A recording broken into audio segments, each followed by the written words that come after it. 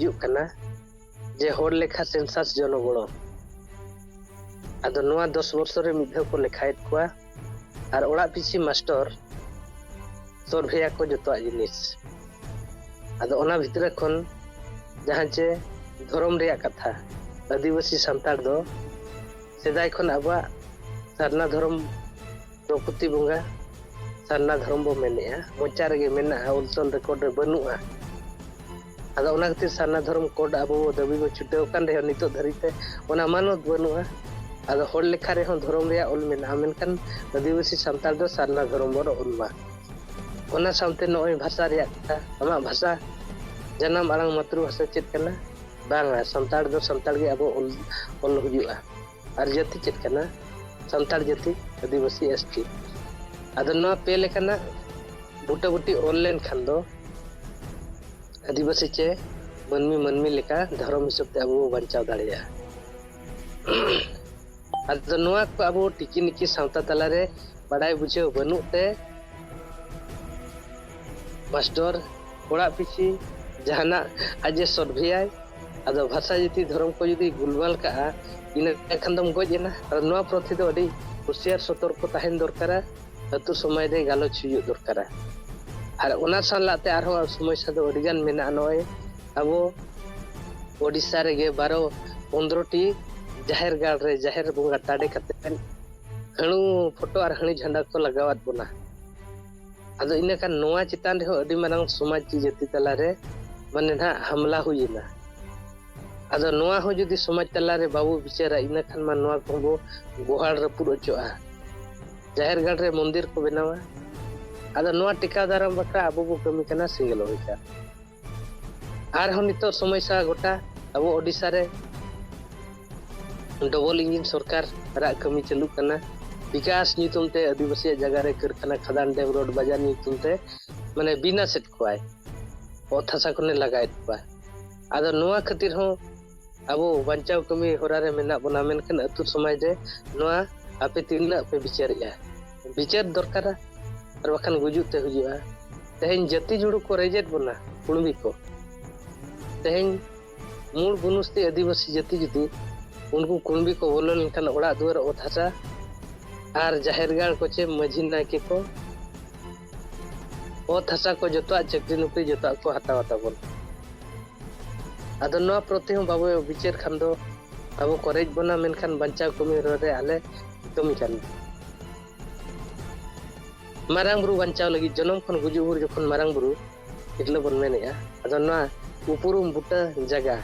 नवा दो हाने जैनो को दखल का हेमंत सोरेन 5 जनवरी 2023 रे अखरिन का नवा बंचाव अबन चे बांगा आदो नवा को बंचाव कमी होरा रे आले मेना लेया और आपे मान को सरिस्तो माने संताल आदिवासी मलिक लेका बनाव लेकान खान दो अब जुमी दो ते हुआ भारत दिसम रे संताल को जुमी दो अब चेक खातिर ते अब हाता भाषा जति धर्म और नवा एसटी जति जुड़ू मारांग बुरु बंचाव बक्ता आदो नवा को सरी कथा चे बांग कना आदो नवा अब विचार ते हुआ बोला और नवा दो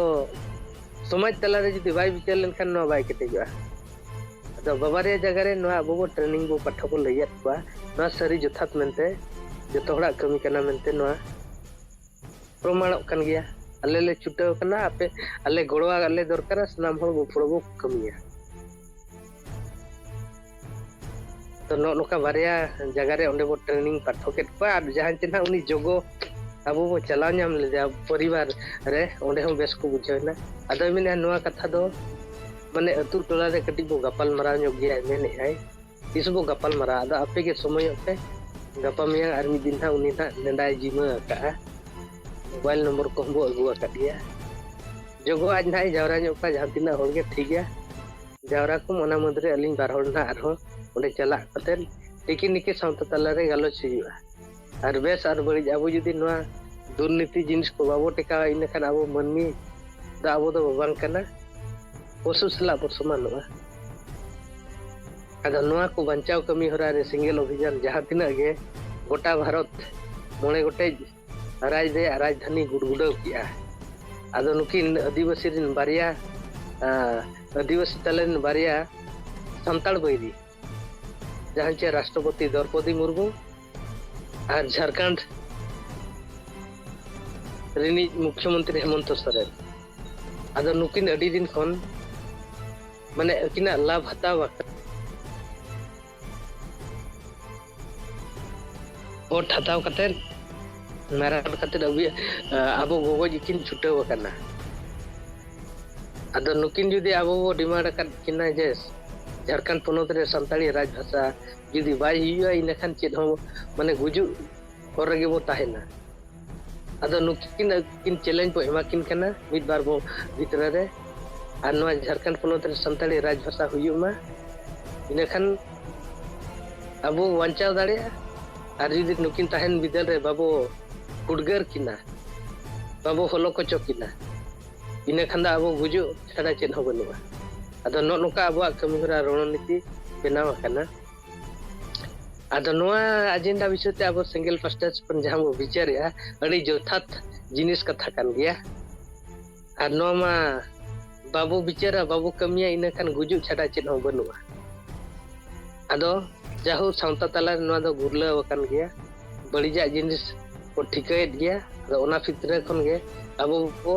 गुडगुडा लेखान जहां तिना गे कमिया को बाय बाय तेको साला ᱧᱟᱢ उडकोआ आर नितो गुजु खन बांचा लगित खान दो सिंगल अभियान छाड़ा और दो बनुआ निजर स्वार्थ हिसाब ते ओकय हानते नाते माने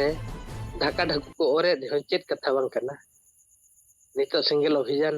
हिसाब ते जहां कमिहरा चालू कना नोआ जितकर रेया कमिहरा रणनीति कना आदो होलाना कमिहरा अलिन बार होड़ पास्टा सिट पर नोका इन चालू का आदो अडी भगी गे दसार तेसार आरो मीटिंग ना मेना बाय बायते अब बो सजे दाड़े को अलिया कथा कमिहरा गालोच जहां लिन कमिला आदो ओनागे ना इन सनम होटल लैस दर किया तो मा सनम होगे जोहार गपलमरा हुई आदो आको आदो मेन दो ताहे कना ने हलो दो ये नोआ जहां जनगणना सेटर कना भाषा चेद बोला धर्म चेद बोला जाति चेद को बोला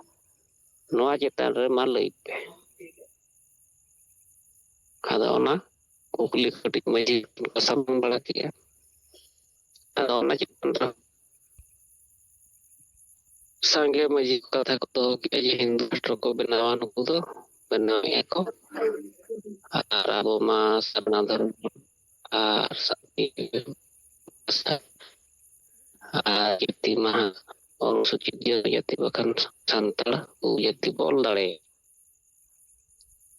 आदो इने को दो लई बड़ा किया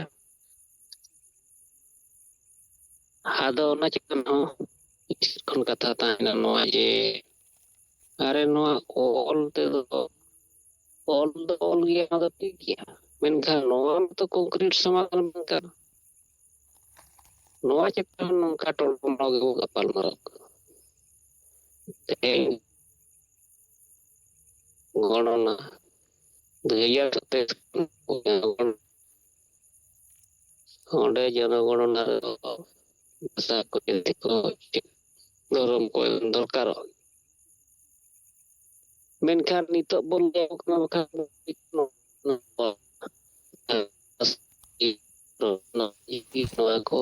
को बोल आरो 10 वर्ष पे गणना हुई आरो ओटे को आरो 10 पर हुई आरो उनका गणना को लिए not टाइम पालमरा को तो बात कर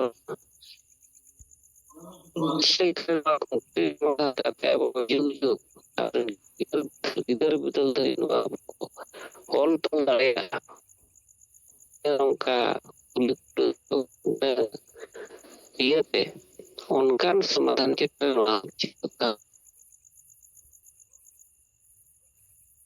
आर जहां अपनी तो वो मैंने जहाँ को राष्ट्र को बना को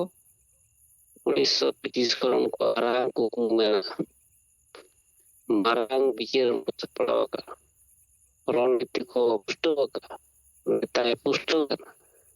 मेंटा अब के राष्ट्र बना ना बोला नोचे को नोचे तंत्र को तो अभी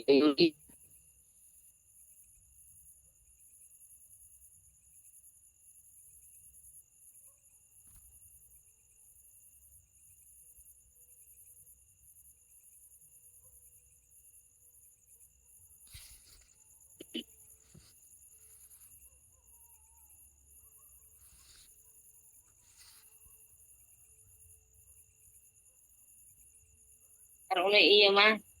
ᱴᱟᱠᱟ ᱢᱟᱭ ᱱᱤᱥᱟᱹ ᱫᱷᱟᱨᱟᱜ ᱜᱮ ᱛᱟᱦᱮᱱ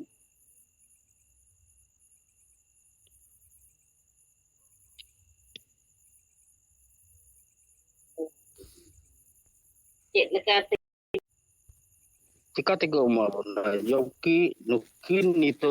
अबुरन हर नुकिन नोआरे बिचार बाकिन एम अदो नुकिना कमजोरी और अबु चितान रे दाया माया बड़ गे नितो अबु अतु दिसम रे नुकिन बुन लई किना जे चिदा अबु बर्ती रे बाकिन उदिसिदा तो तायम दरा चेत awaran babli bun kuli kwa ye nukin kita lagi bun habut bun tahena secet bun udi sama apel leipe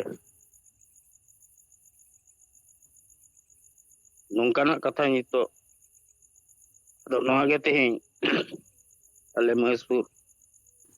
perkan bakur jilere ale jotor ini kata abu senggel ren yang meneta tehin dupulu oina दोनों को बहुत चर्चा किया जला आतो आतो रे नुकिन चितान रे बुन फरचा फरची बुन लई को होली दोनों आते हैं बिचर ले नर तलारे तर्क बितर कोई ना गप्पा मियां kon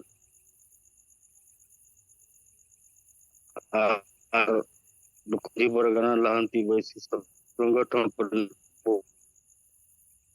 pangkua babu उनको के अपन हेमंत सोरेन सरकार मुख्यमंत्री मा अदी सुर सपोर अदी मान सम्मान दी तो अदी नामनी ado nuku ni abu sekod meta ko ma tidak noa abu bay ma bon karna ar no bayam len khan do sa